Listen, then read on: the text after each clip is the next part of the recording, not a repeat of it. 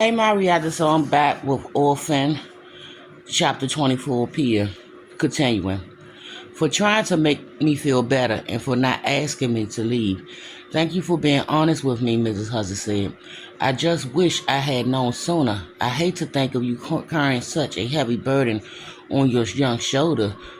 It must have been awful to be scared and worried all at the same time with no one to confide in.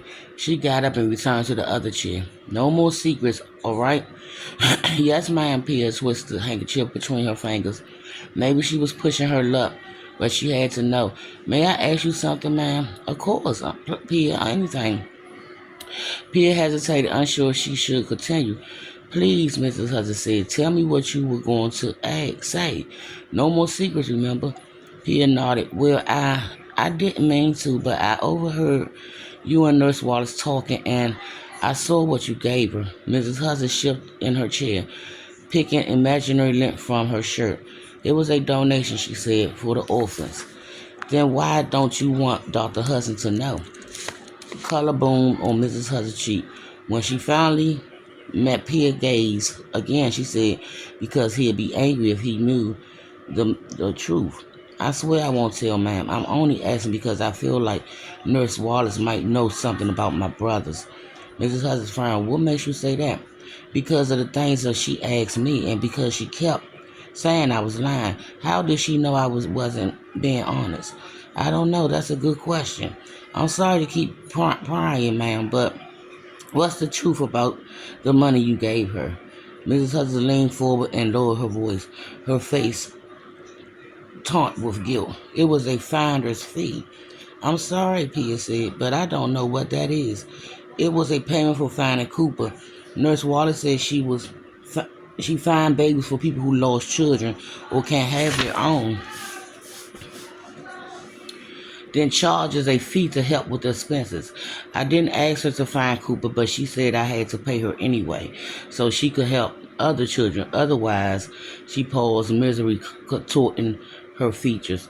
Pia clenched her jaws, waiting for her to finish. The more she learned about Nurse Waters, the more she wondered if she was telling the truth about anything. Otherwise, what, ma'am? Otherwise, she had to find someone who could pay. Pia drew in a sharp breath. In that moment, her understanding of Nurse Wallace seemed complete. She cared nothing about children, least of the two young German brothers. Every kindness and thoughtful gesture, every smile and act of sacrifice were nothing but disguise. Maybe Pia's suspicions about her were right, after all. An image flashed in her mind.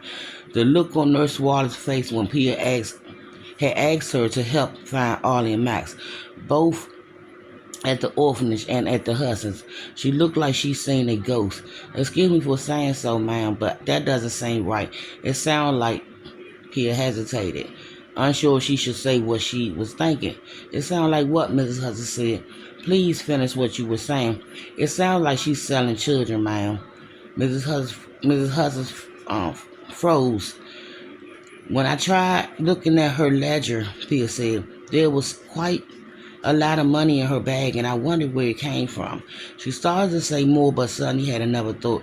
Her heart skipped a beat, and she sat up straighter. Maybe that's why she won't look for Ollie and Max. Maybe she knows where they are because she sold them to someone. Mrs. Hudson's fingers fluttered to her collar. Oh dear. She moved to the edge of her seat. But if that's what she's doing, where does she? She swallowed as if trying not to get sick. Where does she want, ma'am? Where does she get the children? Where did she get Cooper? She gaped at Pia with panic-filled eyes. What if she took him from someone? Pia shook her head.